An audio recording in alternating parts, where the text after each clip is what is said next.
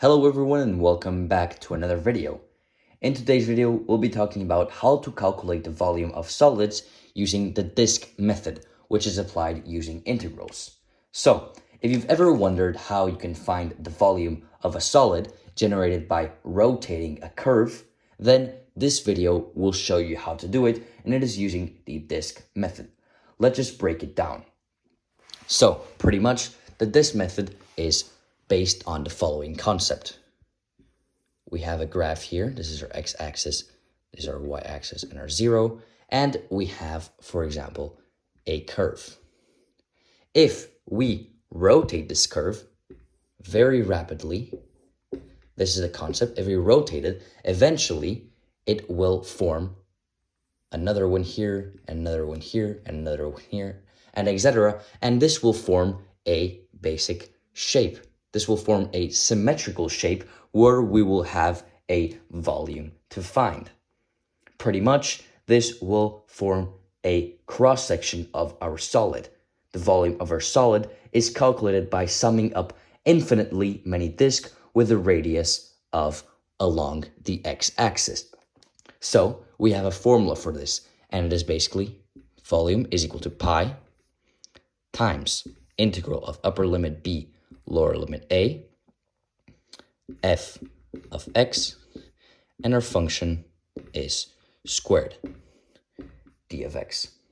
And this is how we find the volume using the disk method.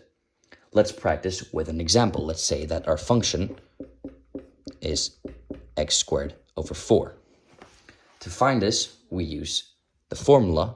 Our volume will be pi times upper limit. Oh, this, is between the points, let's say, 0 and 4. The points a equals 0 and b equals 4.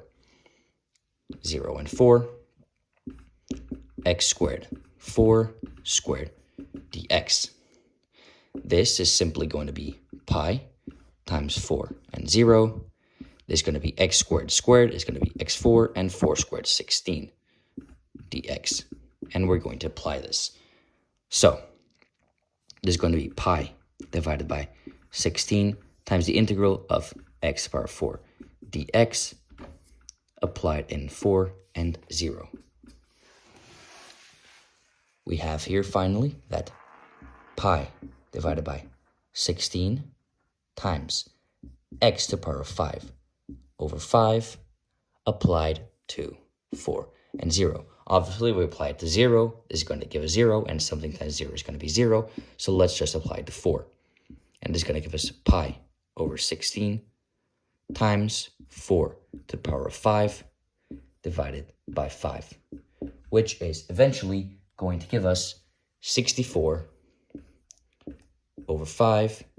Don't forget your units cubed, as is the volume. So basically, if we rotate the function x squared over 4 infinite times to form a literal object, we will get that the volume of this is 64/5 units cubed. Thank you for watching. That will be all for today's video, where we have seen this method. In our next video, we will find the volume between two functions that will be basically telling us the material of the object. And this is going to be equal to 64 over 5 pi, and don't forget units to the power of 3 units cubed.